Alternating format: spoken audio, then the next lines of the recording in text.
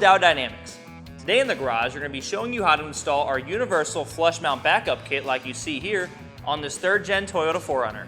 Whether you get our SSC1s or SSC2s, the process will be the same. Let's get started.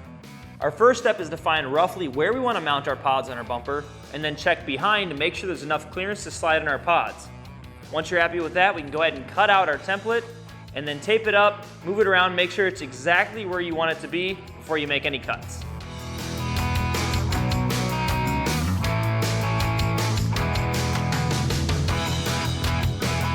Once you have your template exactly where you want it, you're going to want to tape it down nice and flat like you see here, because we don't want to move it around when we're cutting. Then you can repeat the same process on the other side, and then go ahead and grab your cutting tool. In our case, we're going to be using a Dremel.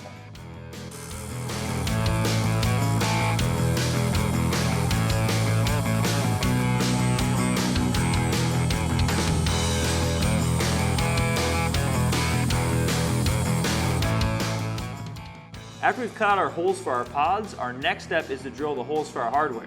To do this, you're going to slide in the pod and use a marker or something else to mark those holes.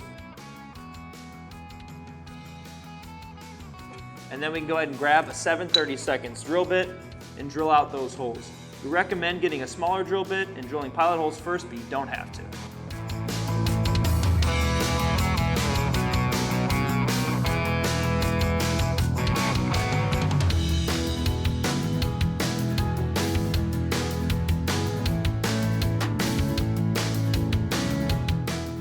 Before we remove our tape, you're going to want to first grab a file and remove all the burrs around your cuts. Even do your best to get behind the holes.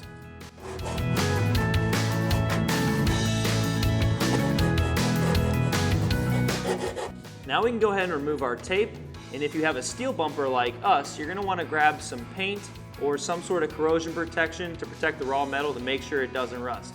We're not going to show you how to do this on camera just to save time, and if you have a plastic bumper, you don't have to worry about this. Now we can go ahead and install our pods. It's going to be difficult to show you this on camera from the back, so refer to your provided guide.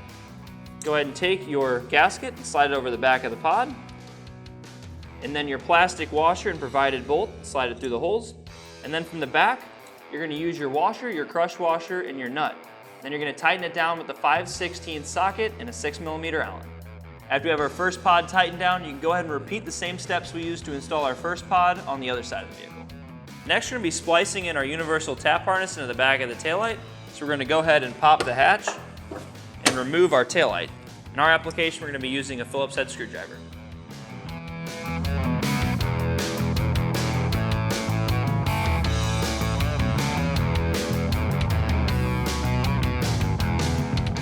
Once you have your taillight removed, you're going to want to identify the power wires for both your reverse light and your running light.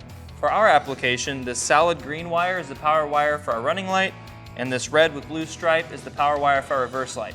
Then we can go ahead and grab our T-taps and splice into both of those wires. It may help to grab a pair of needle nose pliers to make sure those clamp down all the way.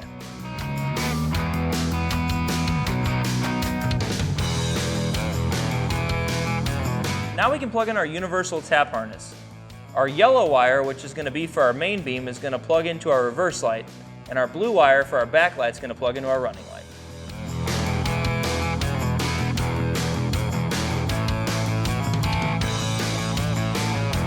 Next, we're going to fish the other end of the universal tap harness down to the bottom of the vehicle. For our application, we're going to use this little corner pocket here.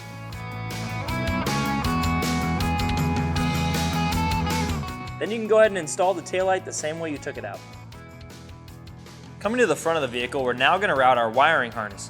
You can do this however you see fit. Just make sure you keep it away from anything hot or any moving parts. For our application, we're going to run it right behind the wheel arch and straight to the ground.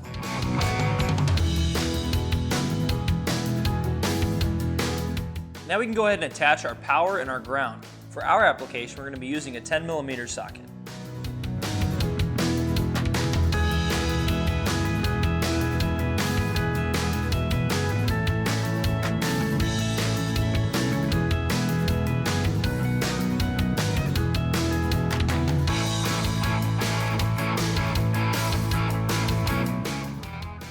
With our power and ground hooked up, you can then find a place to secure your relay.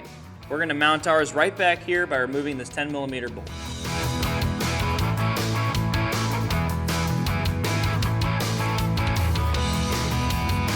Moving forward, you'll have two options. If you'd like to just rely on the vehicle's factory controls, you can toggle the switch over to setting 1 and tie it up and leave it in your engine bay.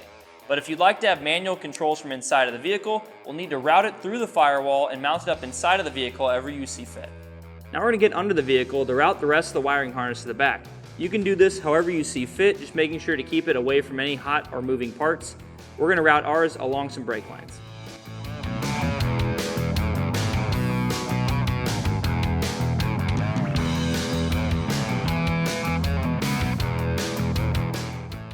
With all of our wires routed, you can go ahead and plug the amp connectors into one another and then plug the DT connectors into the back of the pods. Once you're done with that, you can take all the excess wiring and tie it up out of the way. As you can see with our Stage Series backup kit installed, not only will it give you a custom off-road appearance, but it'll also give you a significant increase in added light behind the vehicle, as well as an additional red running light for more nighttime visibility. If you're looking to pick up a Stage Series backup kit for your vehicle or any of our other products, visit our website at diodedynamics.com or use our dealer locator tool to find a dealer near you. Thanks for watching.